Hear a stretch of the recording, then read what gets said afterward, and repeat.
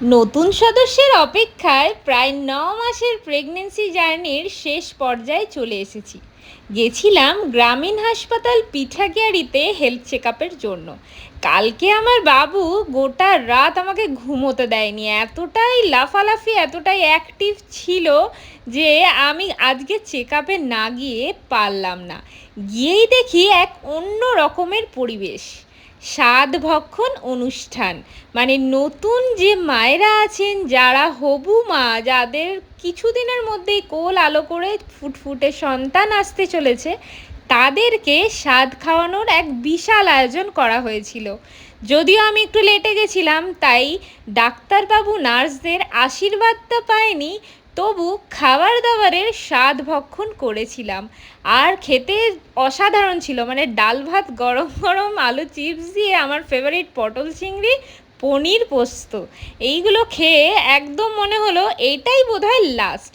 হ্যাঁ, একদমই ঠিক ধরেছেন। আর কিছু দিনের অপেক্ষা করে যান।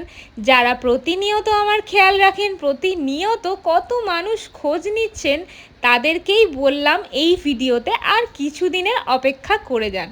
আর আমার জন্য অনেক অনেক ভালোবাসা, অনেক আশীর্বাদ দিয়ে যান, যাতে আমার নতুন ছোট্ট সন্তান সুন্দরভাবে পৃথিবীর আলো দেখতে পারে। ভিডিও করছি আর ভালো লাগছে একটাই জিনিস, ওখানে অনেকজন, মানে প্রিয় নার্স দিদিরাও, তাদের মধ্যে থেকেও অনেকে আমাকে চিনতে পেরেছেন যারা আমার ভিডিও দেখেন, যারা আমাকে সরাসরি বললেন যে কী গো, ভ্লগ করবে না? আমি বললাম সুযোগ পেলে অবশ্যই সেদিন আমি ভ্লগ করব আর সবাইকে জানাবো, কারণ অনেক মানুষ অপেক্ষায় আছেন।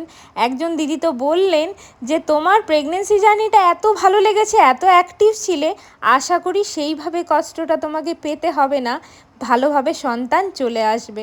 তাদের সবার সহযোগিতায় ভালোভাবে যাতে আমার সন্তান আমার কোলে আসে, এটাই সবাই আশীর্বাদ করুন। ভিডিওর শেষ পর্যায়ে প্রশাসনের কাছে একটাই দাবি রইল, রাস্তাটা যদি ঠিক করা হয় তাহলে রুগী থেকে শুরু করে হবু মা যারা কষ্ট করে আসছেন হাসপাতালে, তাদের আসতে একটু সুবিধা হয়, এই আর কি।